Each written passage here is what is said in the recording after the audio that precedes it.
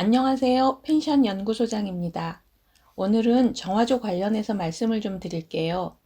농어촌 민박 사업을 하려면 건물을 완공한 후에 농어촌 민박 사업증을 교부받아야 하거든요.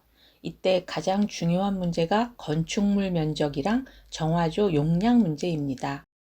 농어촌 민박 사업을 할 목적이 아니라 그냥 순수하게 가족들이 살 단독주택을 시골에 짓는다면요, 정화조 용량이 크게 문제가 되지 않습니다.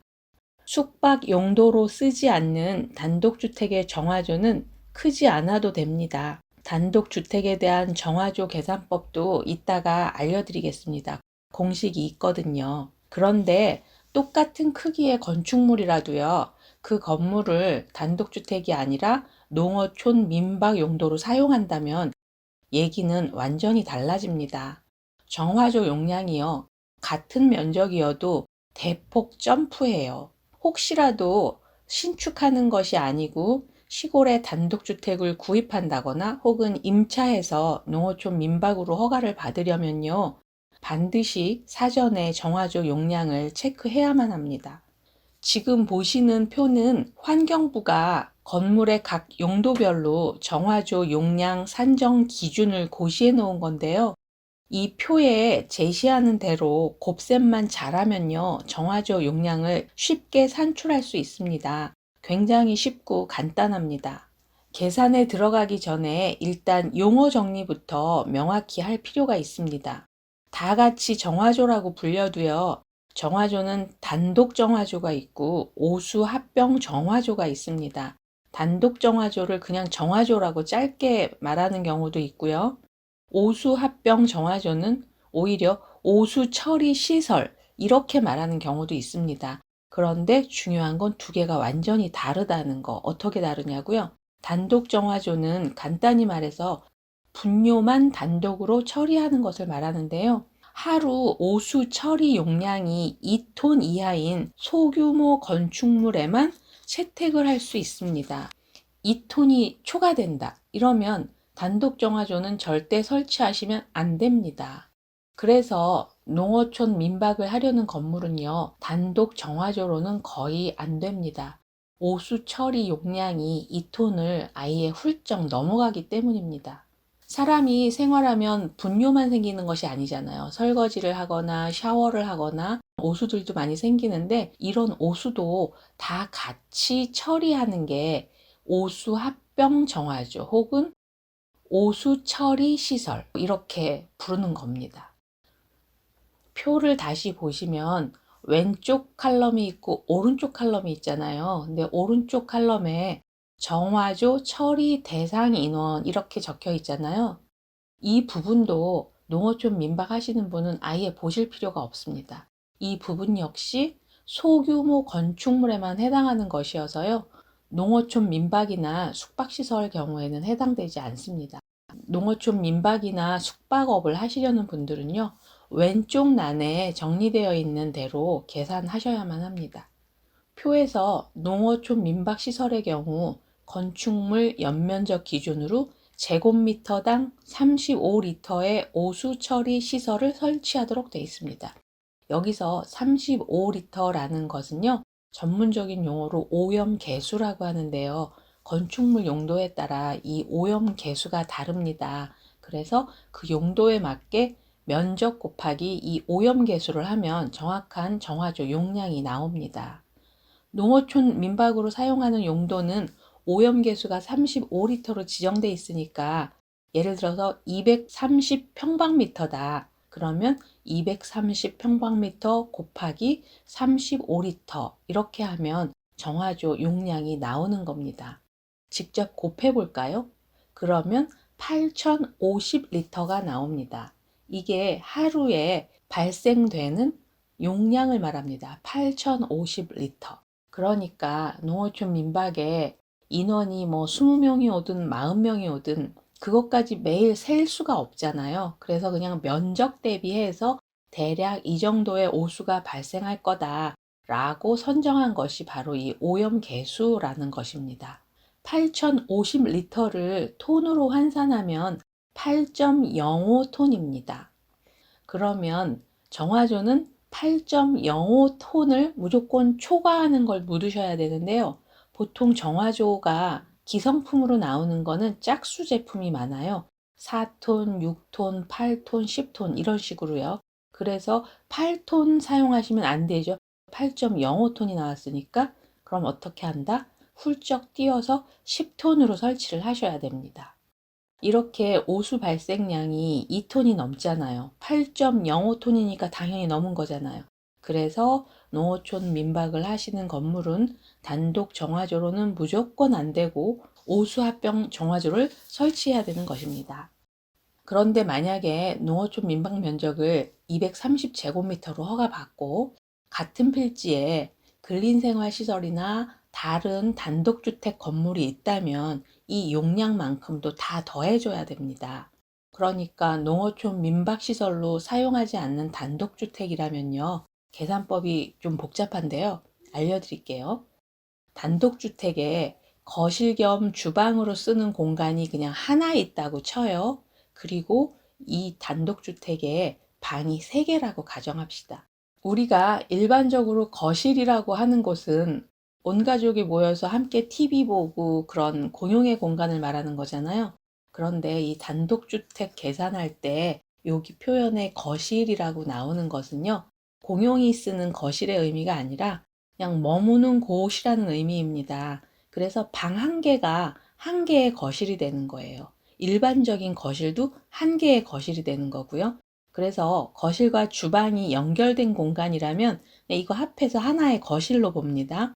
그리고 이 공간 외에 방이 3개라고 했잖아요. 그러면 거실이 3개가 추가되는 거예요. 그래서 이 단독주택의 거실은 4개가 되는 겁니다. 민박은 정원을 정할 수 없기 때문에 오염계수라는 것을 활용해서 계산을 했지만 단독주택은요, 방 개수를 기준으로 해서 계산을 합니다. 계산하는 방법 보이시죠?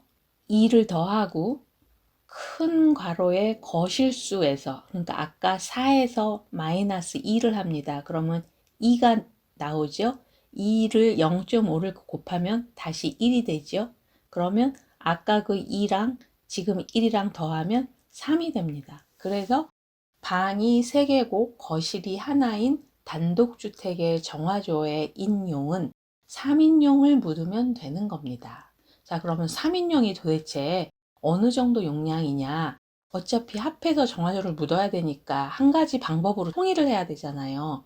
아까는 8.05톤이라 그랬고 이거는 다시 3인용이라고 하니까 계산이 맞질 않잖아요. 그래서 이거를 왼쪽 칼럼에 맞게 통일시켜 주면 3인용 곱하기 170리터를 해주면 됩니다. 그럼 3 곱하기 170리터. 이게 170리터라는 것은 어떻게 나온 기준이냐면요. 읍면 지역의 단독주택의 일일 오수 발생량은 1인당 170리터를 적용한다고 아까 그 표에 고시되어 있습니다. 그래서 170리터를 곱하는 거예요. 3인용 곱하기 170리터. 510리터 나왔습니다. 510리터는 몇 톤? 0.5톤입니다. 아까 230제곱미터 농어촌 민박 건물이면 오수 발생량이 8050리터라고 했으니까요. 여기에 510리터를 더하면 8560리터가 됩니다. 그러면 9톤 이상짜리를 묻으면 되는 거죠. 그럼 같은 부지에 근린시설까지 있다고 계산해 봅시다. 휴게 음식점의 오염 개수는 평방미터당 35리터고요. 일반 음식점의 오염 개수는 평방미터당 70리터입니다. 음식점이 아니라 소매점의 오염 개수는 평방미터당 15리터입니다. 만일 한 필지 안에 휴게 음식점을 100평방미터 넓이로 건축을 한다면요. 100평방미터 곱하기 35리터는 3500리터, 3.5톤입니다.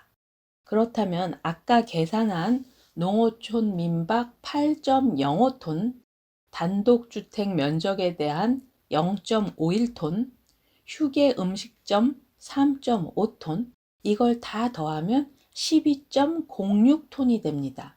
그럼 결국 13톤 이상 되는 정화조를 묻어야 됩니다. 이렇게 한 필지 안에 숙박시설로 쓰는 건물 따로 있고 근린생활 따로 있고 단독주택 따로 있으면 그 세 가지를 다 합해서 계산을 하는 겁니다. 아까 제가 휴게 음식점의 오염 개수를 대입해서 계산을 했는데요. 만약에 휴게 음식점이 아니라 일반 음식점을 넣는다면 이것은 오염 개수가 더 높습니다. 평방미터당 70리터입니다. 그래서 15.56톤의 정화조를 묻어야 됩니다. 그래서 여러분이 농어촌 민박 건물을 지을 때 휴게 음식점이나 일반 음식점을 넣을 수 있는 토지라면 이거를 넣어서 건축을 하시는 분들이 많거든요. 그렇다면 정화조 용량을 대폭 높이셔야 됩니다. 그러면 또 이렇게 말씀하시겠죠.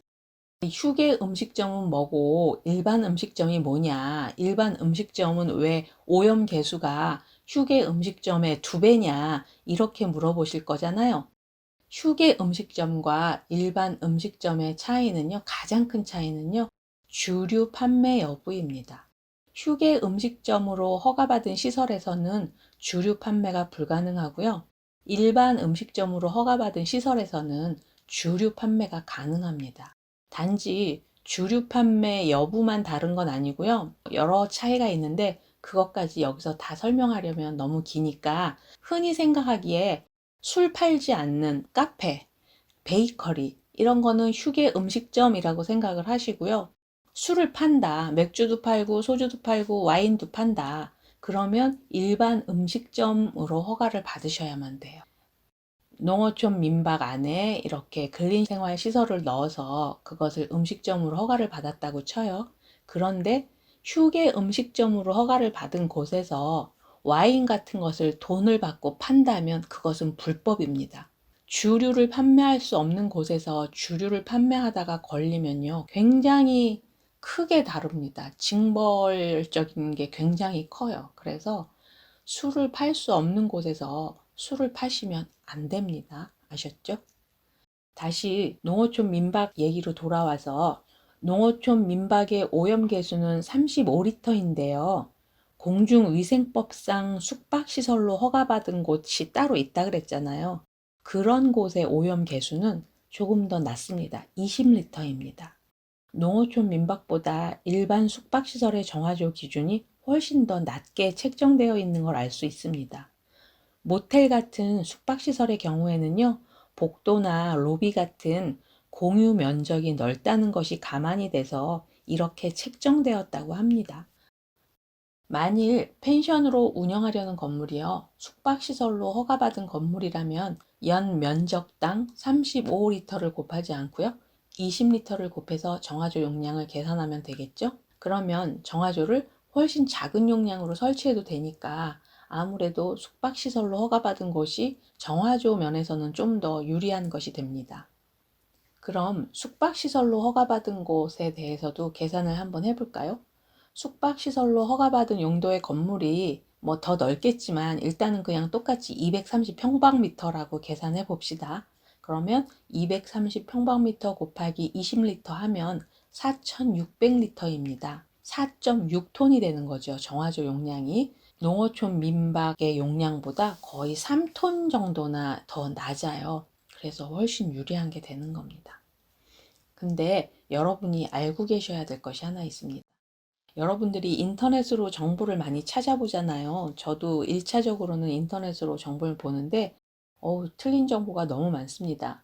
어느 한 명이 틀리게 쓰면 다들 그걸 그냥 카피해서 그런 것 같아요. 특히 정화조 정보에 틀린 경우가 많던데요. 정화조 경우 용량이 부족하면 200%까지는 정화조 청소를 1년에 2회 한다는 조건으로 완화해준다. 이런 내용이 인터넷에 굉장히 많이 떠돕니다.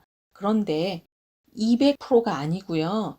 그 10분의 1인 20%입니다. 20%. 그리고 그것도 단독 정화조인 경우에만 해당되는 겁니다. 오수합병 처리 시설, 그러니까 오수합병 정화조를 설치한 경우에는요, 이 20% 완화해주는 조건이 아예 없습니다. 농어촌 민박하는 사람들은 이 20% 혜택 뭐 1년에 2번 정화조를 청소하면 된다더라. 이런 거 다 해당되지 않습니다. 정확히 아셔야 돼요. 그래도 궁금해 하실 분들이 있을 것 같아서 설명은 해드릴게요. 만일 5인용의 단독 정화조가 시공돼 있다고 칩시다. 건물의 용도상 6인용의 정화조가 필요한 경우가 또 있다고 가정해 봐요. 그러면 시공돼 있는 5인용의 20%를 계산하면 1인용이잖아요. 그러면 5인용 더하기 1인용, 6인용까지는 봐준다는 내용이에요. 아까 그 20% 완화해 준다는 조건이. 그래서 실제로는 6인용이 필요한데 5인용이 묻어 있다면 그 5인용의 20%는 1년에 2번 정화조 청소를 한다고 서약을 하면 허용해 주겠다. 이런 거니까 그렇게 이해를 하시면 됩니다. 농어촌 민박의 경우요, 정화조를 가장 중점적으로 체크하는 사항이기 때문에 정화조 용량 부족 시에는 허가를 내준 적이 단 한 번도 없다고 합니다. 정화조는 정말 잘 체크하십시오. 정화조가 굉장히 중요하기 때문에 기존 건물을 구입을 하시거나 임차를 하실 때요, 기존에 펜션으로 활용되던 건물이라면 괜찮은데요, 기존에 펜션으로 활용됐던 건물이 아닌 그냥 정말 시골에 단독주택을 구입하거나 임차하시려는 분들은 정화조 문제를 정말 중대하게 여기셔야 됩니다. 제가 가장 안타까운 건 이런 경우예요. 임차를 하는데 임차 계약까지 다 끝냈어요. 주인은 이제 뭐 더 이상 해줄 것도 없다. 이렇게 나오는 입장인데 정화조 용량이 모자란다. 그러면 비용을 들여서 정화조 증설 공사를 하면 된다고 생각하잖아요. 그런데 정화조 증설 공사비가 굉장히 많이 들어갑니다. 임차인이 혼자 해결할 금액이 아니에요. 그 범위를 벗어나요. 예를 들어서 신축할 때 그냥 10톤 정도의 정화조를 묻는 그런 공사 비용은요, 500만 원에서 700만 원 정도 해요.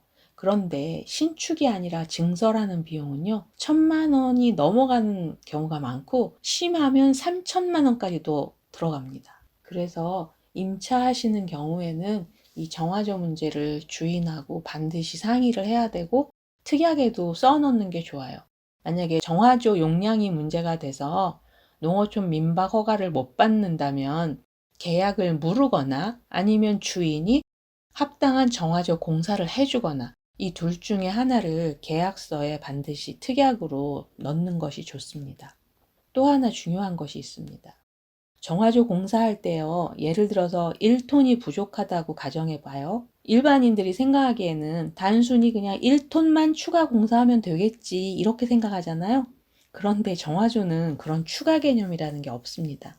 만약에 5톤이 묻혀 있는데 1톤이 부족하다면요, 6톤짜리를 아예 새로 묻어야 돼요.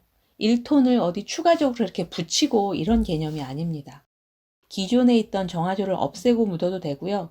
새로운 땅에 묻어도 되는데 만약에 정말 땅이 굉장히 비좁으면 기존 정화조를 철거하고 묻어야 되겠죠? 그래서 보통은 기존 정화조 근처에 새로 정화조를 묻고요. 기존 정화조랑 병렬로 연결하는 방식으로 공사를 해요. 그러니까 기존 거를 다 파내는 비용이 많이 드니까. 그래서 이때 새로 묻는 정화조는 1톤이 아니라 몇 톤? 6톤짜리여야 됩니다. 그래서 비용이 많이 든다는 거예요. 임차를 하는 경우에는 특히 조심을 하셔야 되고 구입을 하시는 경우에도 이런 비용까지도 들어갈 수 있다라는 생각으로 구입을 하셔야 됩니다. 오늘은 정화조 이 정도로 마치도록 하고요. 다음에는 주차장에 대해서 말씀드리도록 하겠습니다. 감사합니다. 구독과 좋아요 꼭 눌러주세요.